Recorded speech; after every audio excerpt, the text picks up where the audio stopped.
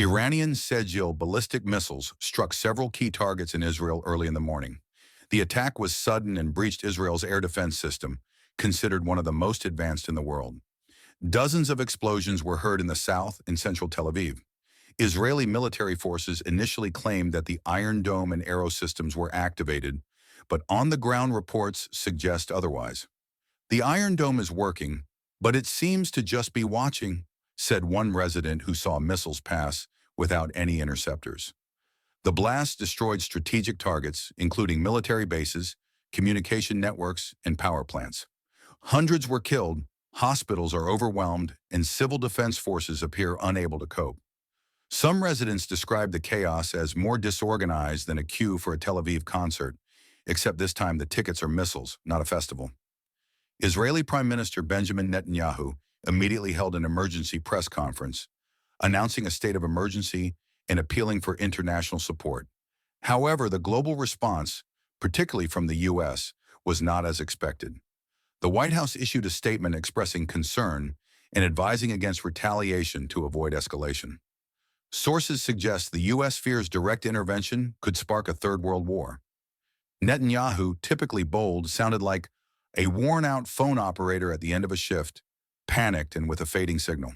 On social media, users worldwide created memes about Israel's defense system, with the hashtag #DomeLetItPass trending. Israel has not yet officially responded to Iran, but reports indicate military forces are consolidating. Given the scale of destruction and shaken troop morale, many wonder if Israel is ready to retaliate or just realize this isn't a Marvel movie.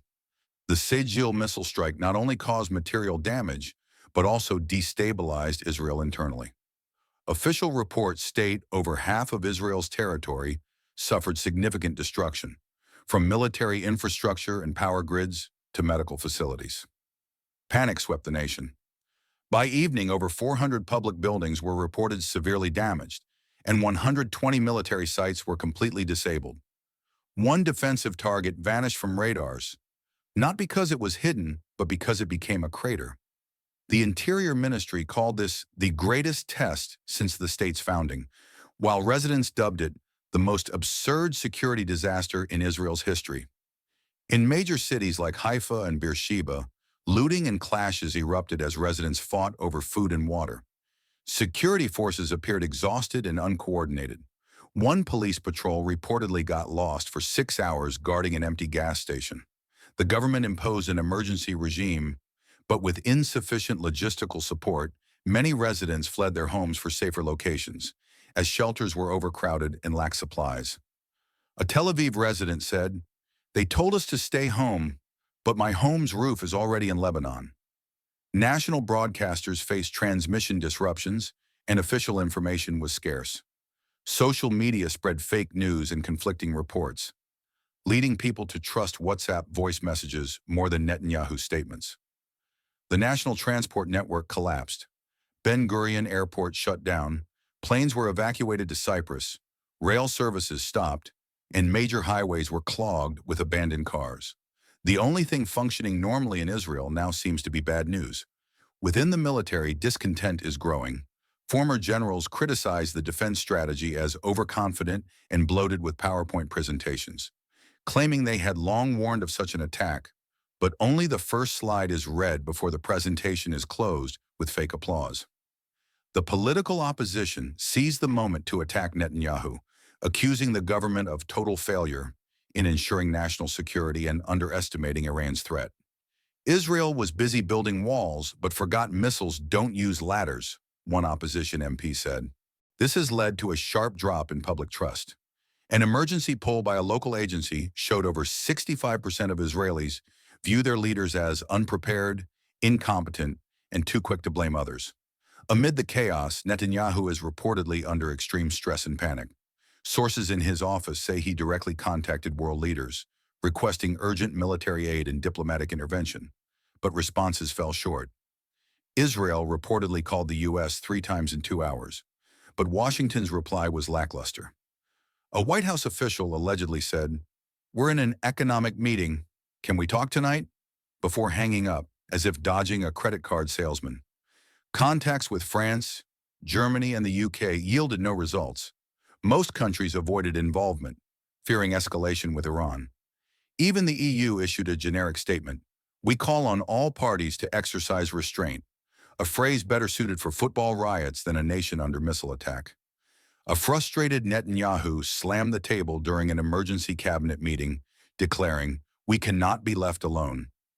One minister reportedly stayed silent before asking, "So should we open YouTube and look for a nuclear war survival tutorial, Mr. Prime Minister?" Efforts to secure support through UN diplomatic channels also failed. The Security Council remains divided on the Iran-Israel conflict, with most members reluctant to call an emergency meeting. Reports suggest Chinese and Russian representatives were debating irrelevant topics, like whether Batman is stronger than Iron Man. Netanyahu's image has drawn intense media scrutiny. International outlets published photos of him looking exhausted and disoriented in the crisis headquarters, far from his usual demeanor. Netizens dubbed him Netanyahu with a dead battery and turned his image into a meme captioned, "When you realize your friends only show up when you have Wi-Fi." Public and opposition pressure is mounting, with calls for his resignation. Yet Netanyahu insists he won't step down during the crisis. "I'll stay at the helm," he said, though his tone and expression suggested he needed a hug more than a podium. Israel's attempts to form an international coalition against Iran are likely to stall. Major powers are more focused on preventing a global conflict than providing direct aid. A foreign diplomat remarked, "We fully support Israel, but from afar and at no cost." The U.S. government officially stated it won't directly intervene in the Iran-Israel conflict. At a morning press conference, the White House spokesperson emphasized a diplomatic approach, ruling out sending troops or military aid. This shocked many in Israel, which has always relied on Washington as its key ally. "This is a complex regional conflict that could lead to global escalation. We don't want to take steps that open the door to a third world war," the spokesperson said. Or, in other words, "Good luck, we'll watch from the balcony with popcorn." Netanyahu, who viewed U.S. ties as the cornerstone of his foreign policy, was stunned. Cabinet sources say he shouted, "They promised us help," but like a long-distance romance, that promise held only until missiles flew. Israeli media reacted with harsh criticism, some calling the U.S. decision a betrayal of the strategic alliance, others a realistic move. The U.S. isn't abandoning Israel. They just remember their trillion-dollar debt, and a new war isn't ideal when loan interest rates are a roller coaster. One political commentator wrote, "Globally, the U.S. stance was endorsed by countries wary of Washington's involvement, escalating the conflict. In Europe, many praised the U.S. for restraint in avoiding collective madness. Israelis, however, called it restraint hiding behind a negotiation table." Iran hasn't officially responded to the U.S. decision, but its state media quickly seized the moment to claim a moral victory.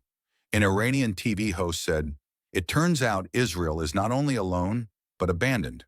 Israel's situation grows increasingly unstable.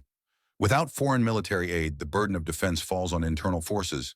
Reserve troops are on high alert, but logistical crises and infrastructure damage slow mobilization. A military analyst said Israel resembles a soccer player without cleats, no referee, and burned goalposts. The internal opposition demands an emergency government, but Netanyahu rejects this, insisting the current government can handle the crisis. Unfortunately, this statement was delivered amid new explosions, making the atmosphere feel more like a reality show than a speech.